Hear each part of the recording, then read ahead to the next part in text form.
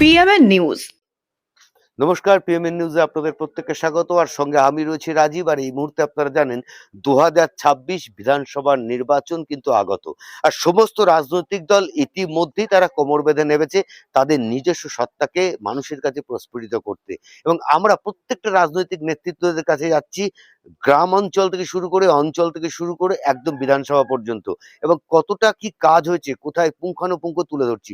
আমরা এই মুহূর্তে এমন একজন বিজেপি নেতৃত্বকে পেয়েছি যিনি 1 নম্বর অঞ্চলের মণ্ডলের সাধারণ সম্পাদক বিপ্লব রাজককে। তাকে আমরা পিএমএন নিউজের থেকে আন্তরিকভাবে ধন্যবাদ জানাই। প্রথমেই দাদা, আজকের এই যে মুখ্যমন্ত্রী মমতা বন্দ্যোপাধ্যায় যে বাজেট করেছে, সেই বাজেট নিয়ে কিছু লোক খুশি হলেও দেখা যাচ্ছে কি বেশ কিছু লোক কিন্তু ব্যতিক্রমী উত্তর দিচ্ছে। একদিকে যেমন লক্ষ্মীর ভান্ডার নিয়ে কিছু মহিলারা খুশি হলেও বেশ কিছু মহিলারা, শুধুমাত্র একটা অঞ্চল নয়, পশ্চিমবঙ্গের বিভিন্ন অঞ্চলের বেশ কিছু মহিলারা দেখা যাচ্ছে কিন্তু আদতেও খুশি নয়। বিষয় নিয়ে আপনি কি বলবেন?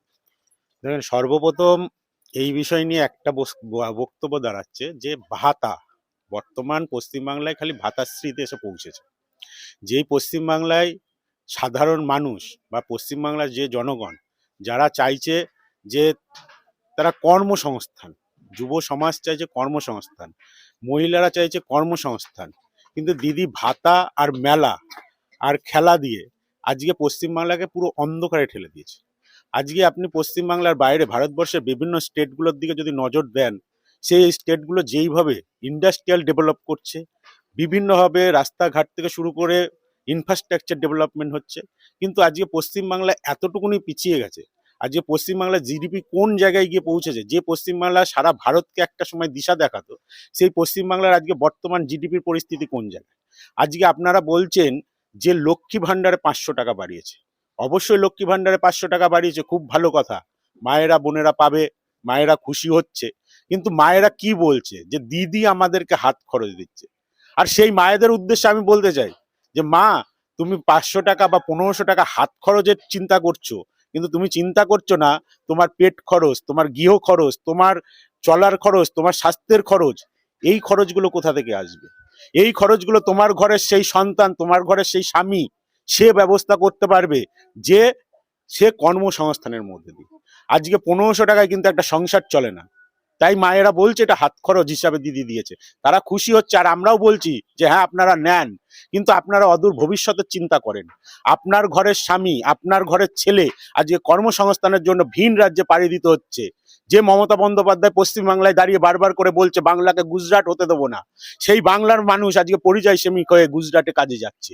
ইউপি হতে দেবো না, ইউপিতে পরিযায়ী শ্রমিক হিসাবে আজকে বাংলার ছেলেরা কাজে যাচ্ছে। বাংলার মেধা, বাংলার সেই সমস্ত শিক্ষিত সমাজ আজকে কর্মসংস্থানের জন্য পশ্চিমবাংলায় এমনই একটা পরিস্থিতি হয়েছে যে কর্মসংস্থানের জন্য নিজের ঘর দোর, মা সন্তান, বাবা মাকে ছেড়ে ভিন রাজ্যে পাড়ি দিতে হচ্ছে।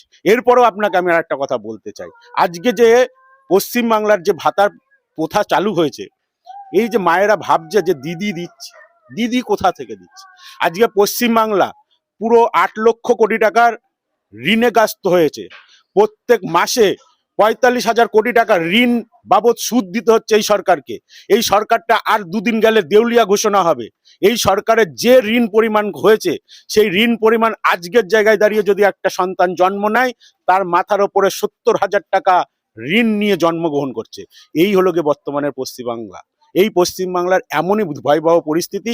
এই বাংলাকে যদি রূপায়ণ ঘটাতে হয়, এই বাংলা যদি সঠিকভাবে পৌঁছতে হয় শীর্ষে, তাহলে এই বাংলায় পরিবর্তন দরকার, এই মমতার সরকারের পরিবর্তন দরকার। তাই মায়েদেরকে বলবো যে লক্ষ্মীর ভান্ডার পেয়েছেন, আনন্দের সহিত নেন, কিন্তু সংকল্প আপনাকে নিতে হবে যে এই সরকার যদি আরো 2 বছর টিকে যায়, আর বার টিকে যায়, তাহলে পশ্চিমবাংলা দেউলিয়া ঘোষণা হবে। আপনার আমার কাজ দিয়ে সেই ট্যাক্সের পয়সাই এই সরকার তুলবে। আপনার যে টাকাটা আপনি মনে করছেন আজকে হাত খরচ রূপে পাচ্ছেন, সেই দিন কিন্তু আপনার কাছ থেকে এমন ট্যাক্সের বোঝা চাপিয়ে দেবে, তখন আপনি বুঝবেন এই হাত খরচ না কি খরচ হচ্ছে আপনার। এটাই হলো গিয়ে বর্তমান পশ্চিমবঙ্গ। এর আগে দেখা গেছে চাকদা বিধানসভা সহ নদিয়ার 9টা বিধানসভা, দক্ষিণের 9টা বিধানসভাতেই বিজেপি ছিল, এবং বেশ কিছু উপনির্বাচন দুটো হয়েছে, দুটোতেই শাসক দল জয়ী হয়ে 7টা বিজেপি পেয়েছে। চাকদা বিধানসভা, আপনার বিধানসভা নদিয়ার চাকদা বিধানসভায় শাসক দল বারবার কিন্তু চিৎকার করে বলছে যে বিজেপির যে বিধায়ক তাকে নাকি খুঁজে পাওয়া যায় না। এই বিষয় নিয়ে আপনি কি বলবেন? দেখেন, বিজেপির বিধায়ককে খুঁজে পাওয়া গেছিল বলে বিধানসভায় মমতা বন্দ্যোপাধ্যায়কে বিবৃতি দিতে হয়েছিল বঙ্কিম ঘোষ সম্বন্ধে। তাহলে বিজেপি বিধায়ককে যদি খুঁজেই না পাওয়া যেত, তাহলে রাজ্যের মুখ্যমন্ত্রীকে একজন বিধায়কের নাম ধরে রাজ্যের মানে তৃণমূল কংগ্রেস বলে সেনাপতি, তাকে বিধায়কের নাম ধরে উক্তি করার কোনো প্রয়োজন ছিল না। তা সুতরাং এই সমস্ত ভ্রান্ত বিষয় তুলে ধরার চেষ্টা করছে মানুষের কাছে। কিন্তু পশ্চিমবাংলা তথা এই চাকদা বিধানসভার অন্তর্গত এই চাদুরিয়া অঞ্চল বলেন বা চাকদার যে সমস্ত গ্রামীণ বা শহর মণ্ডল বলেন, সমস্ত জায়গায় বিধায়ক তার যথাসময় যেখানে যেরকম কাজ, যেখানে মানুষের সহযোগিতা দরকার, মানুষের যেই কাজের দরকার, সেই কাজে তাকে আমরা পাচ্ছি এবং এই চাকদাবাসী পাচ্ছে, এইটুকুনি আমরা জোর গলায় বলছি। এবং তৃণমূল কংগ্রেসের নেতাদের উদ্দেশ্যে আমরা বলবো, যদি বিধায়ককে না খুঁজে পাওয়া যায়, আপনাদের কাছে তো উন্নয়নের অনেক গল্প শুনি, আপনারা আজ পর্যন্ত কোন দিন, কারণ একজন বিধায়ক বা একজন এমপি সে একটা সাংবিধানিক পদ, সেই বিধায়ক বা সাংবিধানিক পদের কাছে আপনারা কোনোদিন কোনো বিষয় নিয়ে আজ পর্যন্ত আবেদন করতে গেছেন? কারণ বিধায়কটা আপনারও আমারও সকলের বিধায়ক, জনগণের প্রতিনিধি তিনি। তো চাকদা বিধানসভায় চাকদা বিধায়ক প্রতি মুহূর্তে পাওয়া যাচ্ছে, দেখা যাচ্ছে। যারা দেখতে পাচ্ছে না, তাদের চোখের সমস্যা আছে, তারা চশমার লেন্সটাকে আবার ঠিক করে নিক, এইটুকুনি বলবো। এবার বিধানসভায় নদিয়ার যে 9টা সিট আপনাদের দখলে ছিল, উপনির্বাচনে 2টো সিট আপনারা হারিয়ে 7টা রয়েছে। 9টায় আবার 9টাকে ফিরিয়ে আনতে পারবেন? অবশ্যই 9টার থেকে আরো বাড়বে। আপনারা হয়তো বেশ কিছু আপনারা নিউজ করেন, আপনারা নিউজ ভাই যারা আছেন তারাও সার্ভে করছেন। অলরেডি নিউজে দেখা যাচ্ছে যে নদিয়াতে সিট সংখ্যা আরো 3টে বাড়বে। বিভিন্ন পেড নিউজ থেকে শুরু করে বিভিন্ন সমীক্ষায় আসছে যে নদিয়াতে আরো সিট সংখ্যা বিজেপির বাড়বে। আর এটা বাস্তব, কারণ মানুষ তৃণমূল কংগ্রেসের বিরুদ্ধে একেবারে অতিষ্ঠ। তাদের এই সন্ত্রাস থেকে শুরু করে তাদের একটা সমাজকে বা একটা শ্রেণীকে যেভাবে তোষামত চলছে, তা সাধারণ বাংলার মানুষ এবং এই পশ্চিমবাংলার এই চাকদাবাসী থেকে শুরু করে এই নদিয়াবাসী দৃঢ় সংকল্প নিয়েছে যে এইবার বিজেপিকে আরো বেশি করে আশীর্বাদ দেবে, আরো বেশি করে সিট সংখ্যা জিতিয়ে ওই 170 থেকে 77 সিট নিয়ে আমরা পশ্চিমবাংলার মসনাদে মানুষের আশীর্বাদ নিয়ে ক্ষমতায় বসছি, এইটুকুনি আমি বলতে পারি আপনাদেরকে। আমরা এতক্ষণ ধরে টক ঝাল মিষ্টি অনেক কিছু নিয়ে আমরা কথা বললাম এই অঞ্চলের 1 নম্বর মণ্ডলের সম্পাদক বিপ্লব রজকের সঙ্গে। তার সুস্থ জীবন এবং দীর্ঘ আয়ু আমরা কামনা করি। ধন্যবাদ।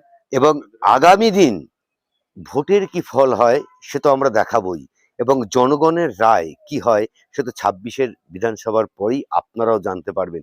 কিন্তু শাসক বিরোধী দল নিয়ে যে তর্ক, যে টক ঝাল মিষ্টি চলছে, তা কিন্তু আমরা পর পর দেখিয়ে যাব আপনাদের। চোখ রাখুন পিএমএন নিউজ বাংলার পর্দায়। ক্যামেরায় বিশ্বরূপের সঙ্গে রাজীব চার্জি রিपोर्ट, পিএমএন নিউজ বাংলা। जनहित से जुड़ी खबरों के लिए पीएमएन न्यूज को लाइक करें, शेयर करें और चैनल को सब्सक्राइब जरूर करें।